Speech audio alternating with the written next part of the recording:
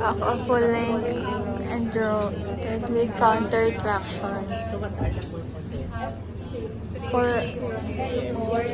support, prevent rheumatism, relaxation, Reduce muscle spasm and pain, maintain. body alignment. Okay.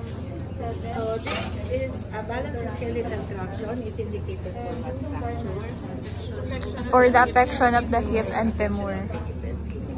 So if the application of DST, what's the first thing you're going to do? Verify the doctor's order. For us to know if really the patient is for application, to know the site of affection, and the way we're going to apply to the patient. So after verifying the doctor's order, Inform the patient. inform or explain the Procedure to the patient. his or her operation at saka for easy insertion. So after that, preparation of the bed and the technique that you're going to use. So identify natin. Okay? Ano to? Peer mattress. Fracture board. The Balkan frame. Composed of 4 vertical bars. 2 horizontal bars. 1 crossbar. 1 crossbar. two cross or straight bar. Wala na. Okay. And 1 curve bar. Now the curve bar is optional. It's a part of the orthopedic bed, but it is not used for balancing skeletal traction. So the curve bar is used for other forms of traction, mga back extension, abdominal traction, branch build, head halter, dito natin yung kailangan. And then we have, isama na natin dito, overhead trapeze. Overhead trapeze. The 3 pulleys. The pulleys attached on the diagonal bar. The 1 pulley is attached crossbar. Of course, the clamps holding the bars together. Tapos, itong orthopedic bed, ang leg kasi affected natin is the left lower extremity, right? So, ito lang po yung minumove. Kung ang affected is the right leg. Itong diagonal bar. So, igaganon lang siya. Tapos, itong crossbar, kung maikli doon, move lang natin ang kabila. Then we're going to put the third pulley there on the right. Ito kasi ngayon, sinasabi ko lang pag right ang affected. Okay? Na-gets ba? Okay, sige. Now, for the different equipment we're going to use, we have the Thomas plane. the Thomas split. One side is shorter than the other. The shorter portion is the medial side. So, ito yung sa significant. So, kung ang affected is the right lower, ito yung maikli. Ito yung mahaba. Okay? So, we have a scalene. Kasi sa marine, wala. Escalating. Hindi siya madulas. Kasi, hindi siya ganito. Hindi siya stainless. So, itong scalene, parang made up of leather. Kasi ito yung matatakat dito sa may singit sa may malakang nakaserte. Okay? And then we have The pierce the pierce attachment. and we have Rest plane. the rest is plane is just an accessory sa application. Once the balance skeletal traction is applied, wala na. Okay. And then we have Slings. ilang slings. 5. 2 longer. And 3 shorter. So the two longer slings is attached on the Thomas split. While the 3 shorter is attached to that person's attachment. At kung ilan yung slings, hindi yung bilang na slings. In actual patients, we use Safety fins. and then we have The ropes. 3 ropes. The shortest is Tie rope. this is the Traction rope. this is Suspension. and we have the Footboard. for the pedal and put the rest. Okay? And Stainment pin holder. This is the stainment pin, no? The stainment pin holder. And then this is the wooden bronze plate. Wooden bronze plate. Used to elevate the affected leg. But in actual patients, we use pillow lang ang Pillow. natin doon sa paa ng pasyente upon admission. Okay. Now, in the insertion of pin, mapapansin mo, it could either be the pin is on the distal portion of the femur or on the proximal portion of the tibia. Basta't ang ano natin is the insertion of pin should always be distal from the affected part, not distal. So ito, kaya dito tinutok, probably the fracture is here pala. Pero kung ang fracture is dito sa distal, dito natin ilalagay yung pin. But sometimes, nasa preference ng doktor, minsan kahit femoral fracture, yung type niyang maglagay dito, okay lang yun. Basta, the insertion of pin should always be distal from the affected part. And the insertion of pin is inserted only under local anesthesia. Unless otherwise the patient is a child. Pag bata, sinesedate yung pasyente kasi balikot ang bata, diba? Pero pag adult, local anesthesia lang yung ginagamit natin to insert the pin. So definitely, kailangan natin ng bone drill. So yun, kailangan natin ng bone drill, local anesthesia. Kasi of course, yung iba ng mga gamit, syringes, gloves, bone drill, and then the pin. Yan lang naman ang kailangan. Plus, uninformed consent of the patient. Kasi, invasive ito, kailangan natin ng consent of the patient. A written consent. So, after preparing the perineum, then we have to weight bags. Dalawang weight bags at saka dalawang set of weight inside the weight bag. So this is the traction weight. Suspension. Now the traction weight is 10% of the patient's body weight. Body weight of the patient. But this one is 50% of the traction weight.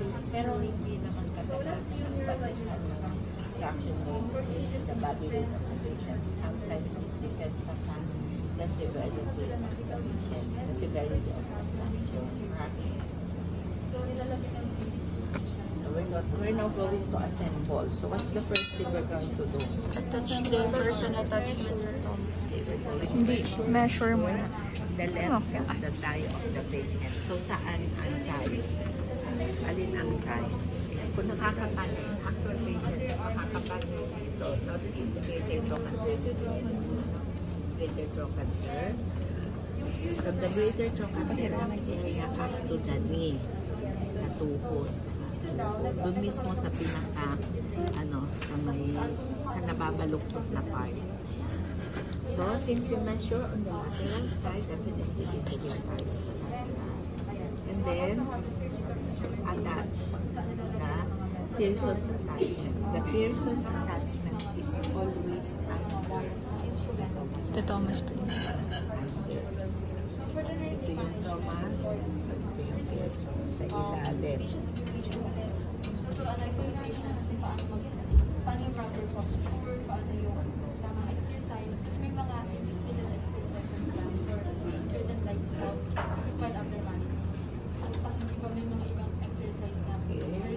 And then get now the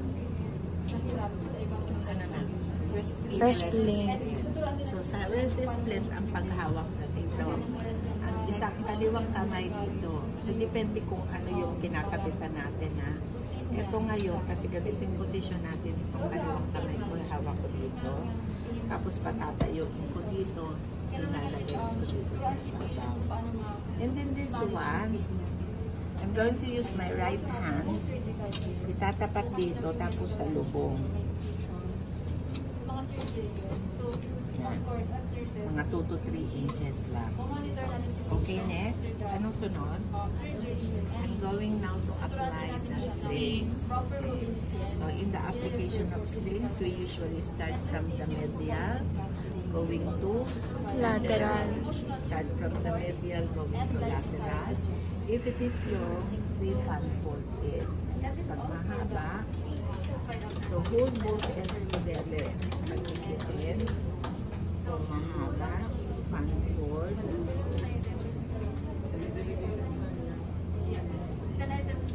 Okay. Secure it with a paper clip. Now, in actual patients, we use safety pins pag ganito ang pagtusok ng vertebrae. Pag ganyan.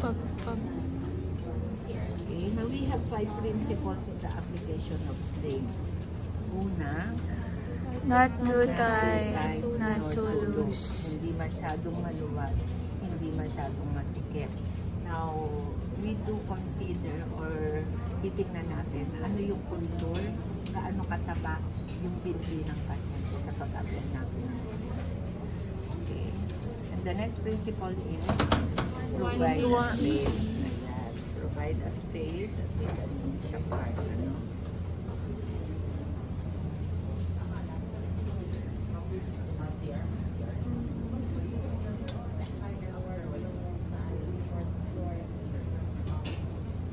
Okay, the third one is the smooth side of the sling must be the one to come in contact with the patient's skin. O ano yung sunod? Pang-4. Papillary area and the Heel portion should be free from slings.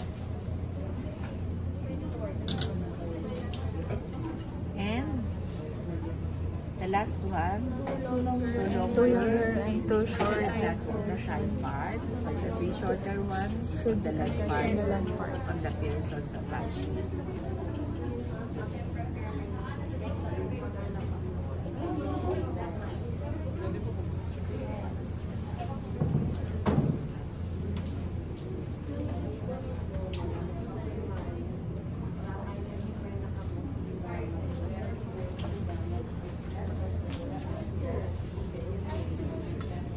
Okay, and then,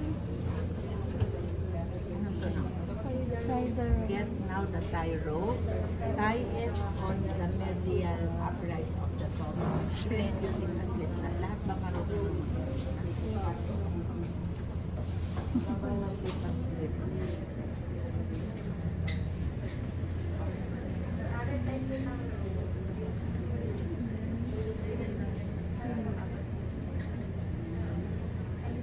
Dito sa ischial wing. Now, the knot should always be away from the patients.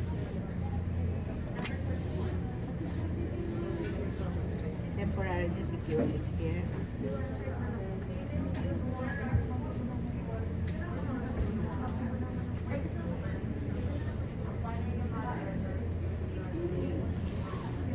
So, the traction is now ready to be inserted to the affected leg. Okay, so, kailangan natin ng 3 tao.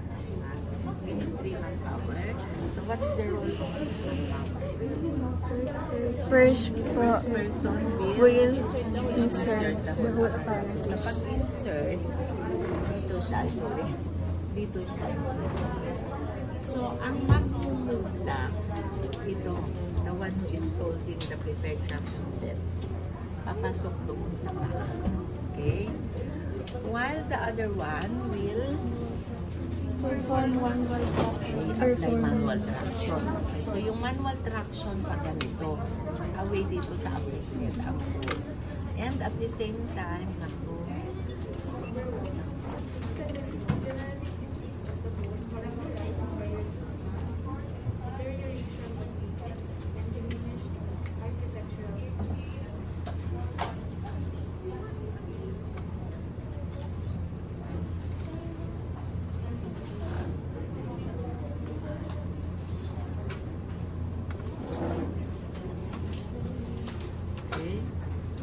at the same time pulling this one, the wooden bronze blend, while the third one will support the affected leg. So yung ang pag-support nito, we're just going to lift hindi natin isusunod. Ang papasok lang is ito. Okay? And may participation ng patient. We're going to instruct our patient to hold on the overhead trapeze, flex the unaffected head, lift the buttocks, and we're going to do it simultaneously. Tatasig lang ka na. Ito ang support, ha?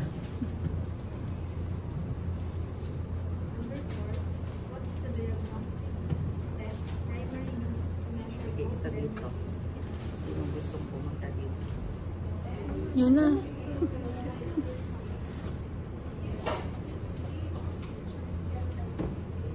Apply manual classes dito sa dito. So I will be the one to support the leg. Okay, ready? At the count of 3, kasabay ng pasyente, hawak sa overhead trapeze. Baluktot ang paang walang diferensya. Angat ang balakang, hingang malalim at the count of 3. Ready? 1, 2, 3.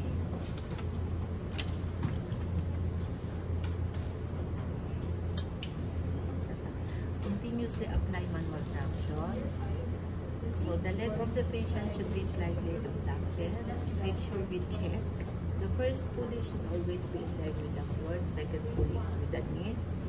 The third pulley is in line with the first and the second pulley. Anong sunod? Get now the traction rope using a slip knot. Tie it on the stamen pin holder.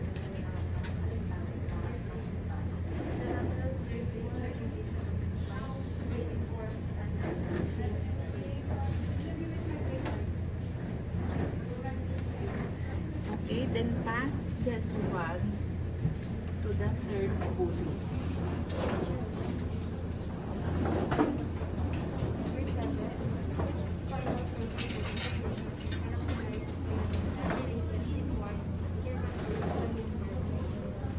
And then apply the traction weight.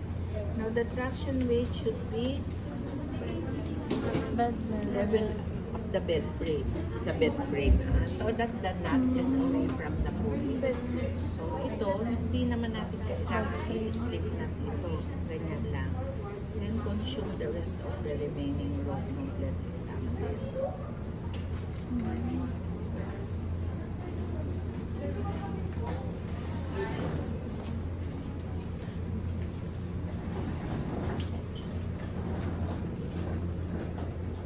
Release now the manual traction. Then get the other end of the tie rope.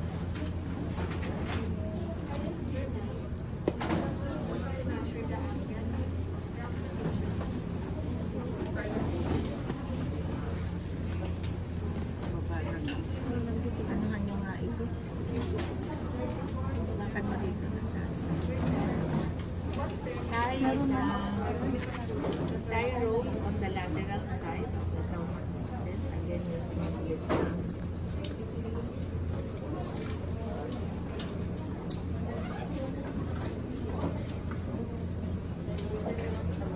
The knot should always be away from the patient's skin. Okay. Then get now the Suspension.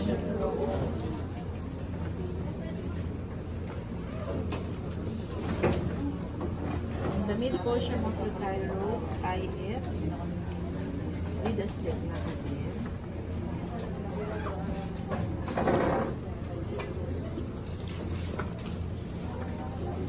Then pass the suspension rope to the first pulley.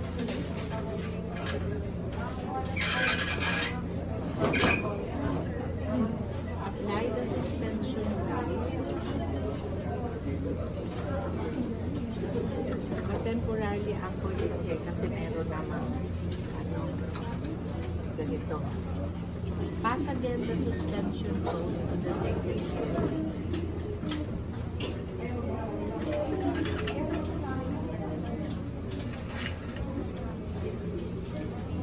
And make sure that the suspension rope ito should be outside the traction.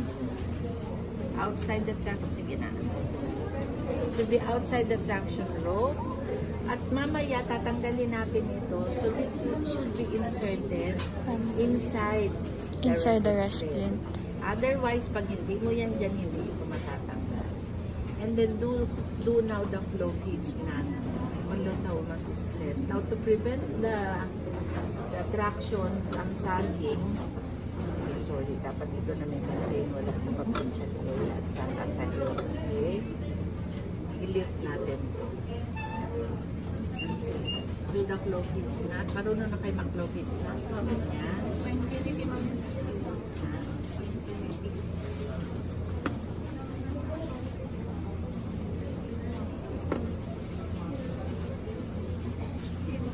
Then claw gauge na again on the Pearson's attachment.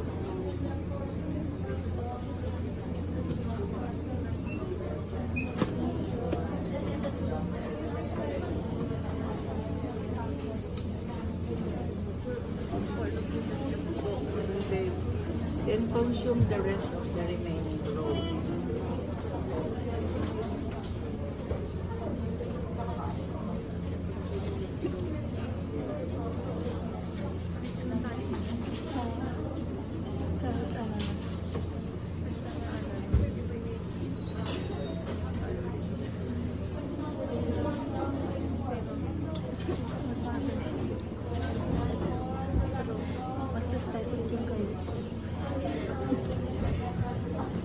Nagkagaling tayo, dapat malinis, walang ano.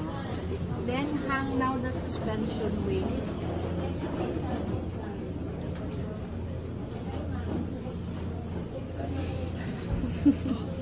Now, in actual patients, pag ganitong malapit dito, tinatali natin ito ng pagod.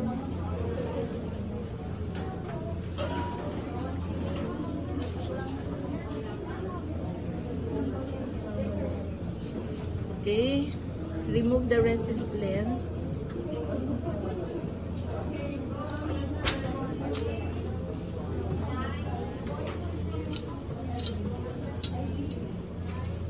And then apply the footboard.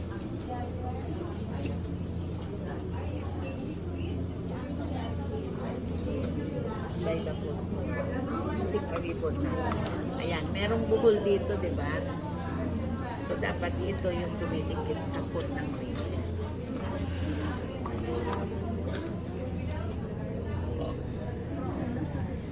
Mahaba kaya natin pinapaikot. So, yung pagpaikot, depende sa haba ng tali.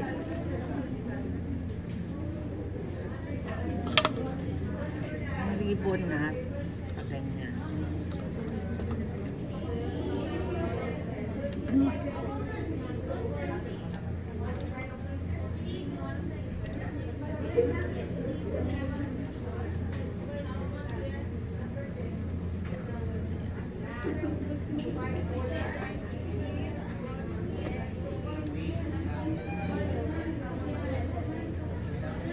Ito, this should be in between the first and the second sling.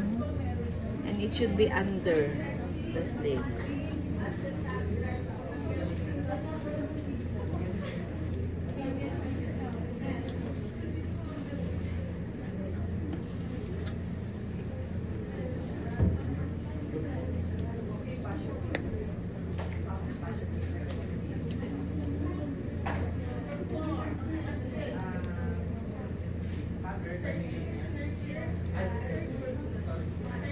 Okay, and then check now the efficiency of traction. To check the efficiency, ito dapat mag-rest.